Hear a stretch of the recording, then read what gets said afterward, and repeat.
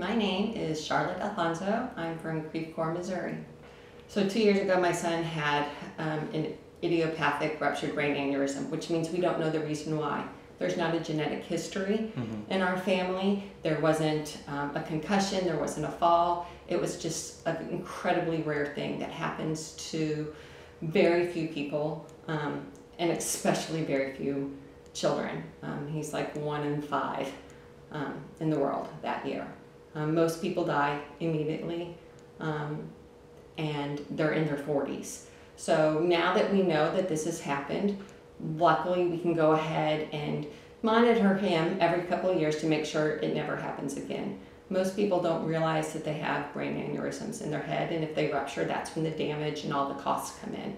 So for Michael, being monitored for the rest of his life every couple of years, the chances of that happening to him are less than the chances of it happening to you or me or anyone else. But because of that, he now has a pre-existing condition.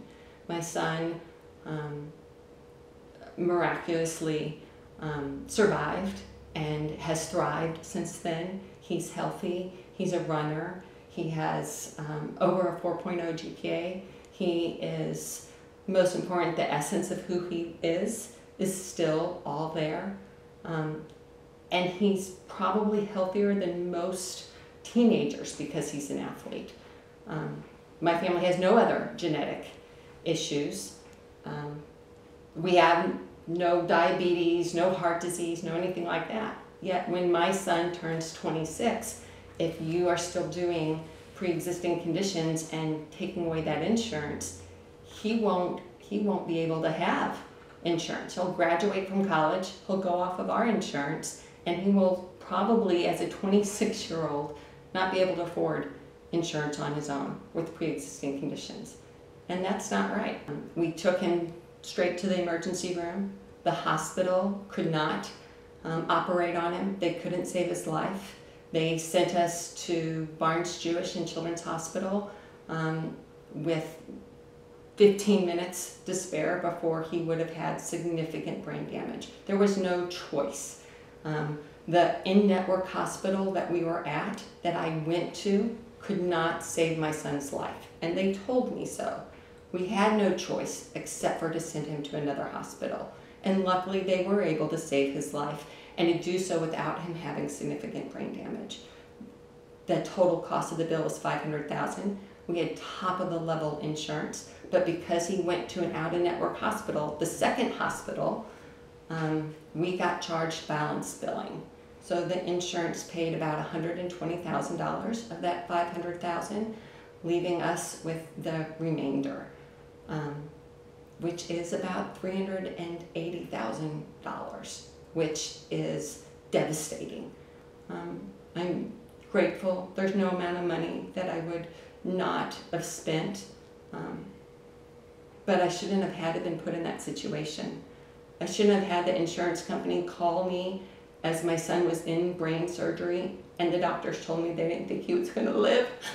And the insurance company calls me and tells me that I need to move to an in-network hospital. That was unacceptable. I didn't even choose the hospital. The in-network hospital sent us there. And this was an emergency, and that's what health insurance is for. My son was healthy beforehand. He's healthy now. Insurance is there to take care of you when these issues arise. And insurance didn't take care of us. And if the Affordable Care Act hadn't been there, it would have been even more. And that's unacceptable. And I wish Josh Hawley or the people who are trying to take away the Affordable Care Act or repeal it or come up with lawsuits to chip away at it and then say things to us like, we want to give you a choice. I wish that they would rather try to fix the system instead of just take it away, because that is what they're doing. When they're spending Missouri taxpayer dollars on a lawsuit to take away the pre-existing, that's what they're doing. They're not helping the issues that we already have with health insurance in this company.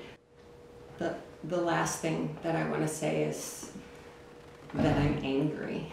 I'm angry that I'm sitting here on a summer afternoon, having to again bring up the memories of what happened during that time with my child so that I can get Claire elected, because Josh Hawley and the other politicians who are taking money don't value my family. It was hard enough that first year, those first minutes when we were told he wasn't going to live. It was hard enough dealing with the insurance company for 2 or 3 hours every week, and that I'm still having to fight this, and I'm still having to explain to people that this could happen to their family. It makes me angry. This shouldn't happen to anybody else, and it shouldn't happen to any family.